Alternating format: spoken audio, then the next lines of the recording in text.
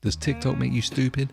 I think it probably does. But I don't think it makes people stupid the way that you might initially think that it does. It would be very easy just to dismiss TikTok as this mind-numbing machine that just provides endless, mindless entertainment whilst people are doom scrolling. Funny little cats, people talking about their breakfast, people doing little dances, backflips, and combing their hair with a chicken bone. I couldn't find footage of that. And therefore you might think, well, this isn't exactly elevating the human race to a higher state of consciousness. But then there are people out there who believe that it's been manipulated. There's people out there that think it's a tool that to be used by naughty foreign governments to manipulate the minds of their international rivals' children, turning them into soft nobodies, people who believe in all sorts of weird nonsense, people who'd rather spend their days looking at a man catching fish with his teeth, people that believe that foreign governments want to dumb down the human race in order to make them more malleable and conquerable. Some think it's being utilized to manipulate the minds of people in order to push certain ideologies, in order to weaken a country, and therefore also turn a country against itself. I don't know what's going on with TikTok. Should it be banned? Should it not be banned? I don't really have a dog in this fight. I do not use TikTok, but I do make money from TikTok by providing services to other people to use TikTok. But would I have it on my phone? Hell no, man, I'm not crazy. But the problem with TikTok is the problem that has always been with short form content. Short form content is very good if you just want to see 60 seconds of someone's face walking down a hallway and go, that's nice. It's all very good if you want to have a 60-second skit that makes you chortle a little bit at the end. How nice. Short form content's all very good if you want to advertise a simple product. It's very good to show a snippet of a longer conversation that maybe you want people to get involved with. But what short form content doesn't do very well is provide enough information for people to have a formed opinion, and therefore this is where TikTok keeps falling flat, and those that use it keep making themselves look stupid. The thing is with online content is that we've been able to move away from the tediousness of television. Television news and current affairs programs in particular would only be able to provide you very short snippets of information about very complex global news topics. Some guy will say, there's been a bombing in this country, and they talk about it for 2 minutes, ask a couple of questions, and then move on to a segment about fluffy cats. No one was really that informed. The only truly informed people were those that read books, or were those that were there at the time. What the internet gave us was the ability to consume far longer content whenever, wherever we wanted in the form of the podcast. The podcast has become like the new book. The podcast is able to deliver us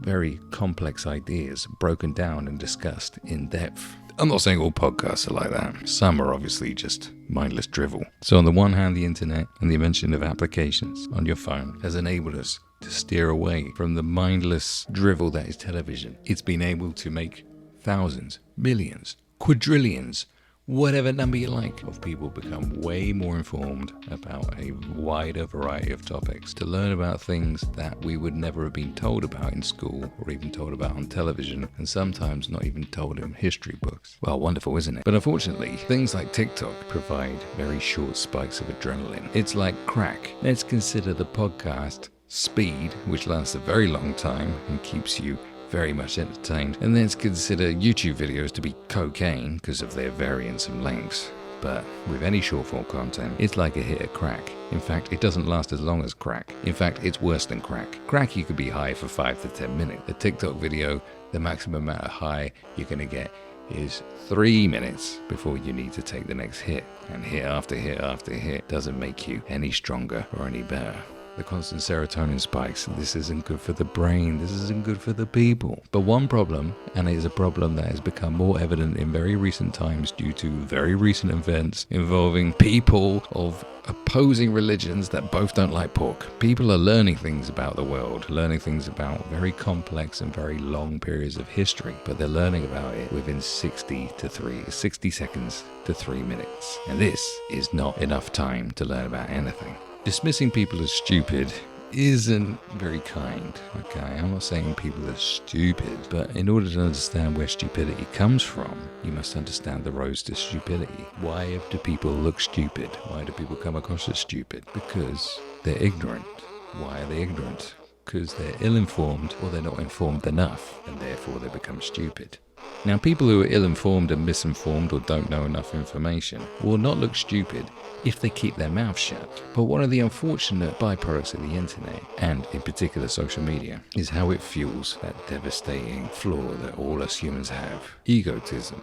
Egotism gets in the way of everything. So, what on earth am I talking about? Well, let's set the scenario, okay? You're a young, impressionable person. You're doom scrolling on TikTok. Oh, you've seen a little kitten skate across some ice. Oh, you've seen a man make a very nice recipe for fondue. Oh, you've seen a big fat ass bouncing on a beach ball. Fantastic. But then you stumble across someone discussing how to become a millionaire trader who looks 12 years old. And then you come across someone who tells you the history of the Israel-Palestine conflict in 2 minutes and 32 seconds. Then you feel like you've learned something new. And then you go on another social media app, or you go in the comments section, or wherever it is you go, into the streets, into the classroom. Maybe you're gonna go square up to your parents and tell them what fucking time it is. It feels like you've been given enough information to voice your opinion on something. And then you voice your opinion, and then you come across as incredibly stupid because you don't know enough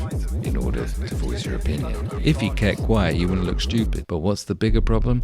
Well, because everyone on TikTok is consuming very complex ideas and long periods of history through very short nuggets of information, and they too are going out there and conversing with the world, and everybody seems to be having arguments and disagreements and falling out with each other, because we know how social media has become incredibly polarizing, and they're all falling out of each other because all of them are fucking stupid, and it's just a big war between stupid person after stupid person, not because they're scumbags and they deserve to be eradicated off the face of the earth. It's just they're not very well informed, but they think they are informed because they watched a 2-minute 22 seconds video on the history of the Israelites. And that is the problem with TikTok. You see, and I'll reiterate it, TikTok's great for funny little dances, cute kittens, hot looking people in swimming pools, but for understanding the complexities of a conflict that's thousands of years old, becoming a professional trader, launching a 6-figure business, the history of Poland, no, it's not very good for that. When you're constantly getting a bombardment of very brief micro chunks of information that make people think they've learned lots of different things, but in actuality you are the epitome of the person who wears way too many hats and spreads themselves way too thin with their knowledge base. And not only are they spread too thin with too many hats, before you could be a man that wore too many hats, now you're wearing itty bitty tiny little hats, the kind of hats that might look very small on the head of a mouse. If you only know tiny little pieces of information about thousands of different topics, you don't actually know anything at all. This constant bombardment of micro chunks of information might prove quite useful if you want to consistently come third place in the local pub quiz, but it's far off being an expert on anything. We do live in an age of information overload and bombardment, and people have too much choice and they don't spend enough time researching and learning about particular subjects. There's people out there doing devastating things to other people, doing devastating things to themselves because they think they've been informed enough by 60-second videos, and that is a flipping problem. You can't wade into an argument about Israel and Palestine after watching a few 60-second videos on TikTok, because the old rule used to be this: there's a few subjects you don't get involved in. Okay. Talking about if women's football is as good as men's and the Israel-Palestine conflict. It's just always been one of the biggest no-nos out there. Should you be allowed to voice your own opinion? Oh, 100% absolutely. It's your right. But let's face facts. Not all opinions are equal. I know a lot about a lot of different things. I know more about the Israel-Palestine conflict than most average people. But I still know my place, and my place is to keep my fucking mouth shut. Because, you know, I've got an opinion on the treatment of women in Pakistani villages. You could ask my opinion on it. I could give it to you. But is my opinion that valid as someone who has lived in a Pakistani village their entire life and studied the entire, dynamics of it? No. Should I be getting into fearsome debates about it? Absolutely not. You could ask my opinion, and then someone should come forward who knows more than me and say, well, thanks for sharing your opinion, but I need to inform you about it. And then I should go, oh, thanks for enlightening me a bit. Unless that person's learnt about about it from TikTok, of course, that I should tell him to shut the fuck up. The modern age is too fast-paced and there is too much of an information overload, and it's best to just let it wash over you. You don't want to go around getting into arguments, getting into rows with people because you've learned tiny bits of information about something and it's triggered your emotions and your emotions are running riot and you think you need to go voice your opinion.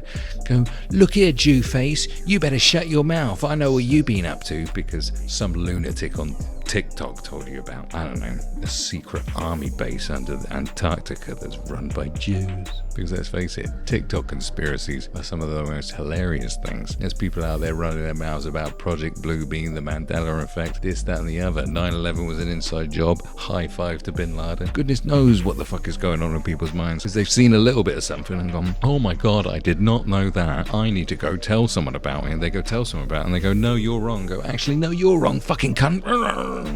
Jesus. Vine was the original TikTok, and that was just 6 seconds. I mean, my goodness. But people at Vine had the decency not to try to educate us. Then Musical.ly came along, and that was like, oh, little dances, yay. Then Musical.ly became TikTok, and TikTok became what it was. Should it be banned? No, you should make your own choice about whether you have it on your phone or not. I think a lot of businesses are being empowered by TikTok. I know that for a fact because I'm making money from those businesses that are making money from TikTok. So it's all right, but there's a time and a place and a place and a time. There are spaces and places where you shouldn't do certain things. You don't walk into a synagogue and start throwing bacon sandwiches around. You don't walk into a children's playground dressed as a fruity weirdo with assless chaps on. You don't go into a nunnery and start sniffing the seats. You don't go up to the bus driver whilst he's trying to make a U-turn and start blowing confetti in his face and pissing on his shoes. It's very easy to dunk on TikTok, but you need to dunk on TikTok for the right reason. The same reason why people used to dunk on Twitter, because Twitter is also a terrible place to have a debate about something when you're limited to the amount of characters that you have, and also limited to the written word, because a lot of people aren't very good at writing and therefore they're shit at expressing themselves clearly. And some people get sacked for that. Weirdo teachers, weirdo political activists, weirdo conspiracy theorists, all these flipping weirdos.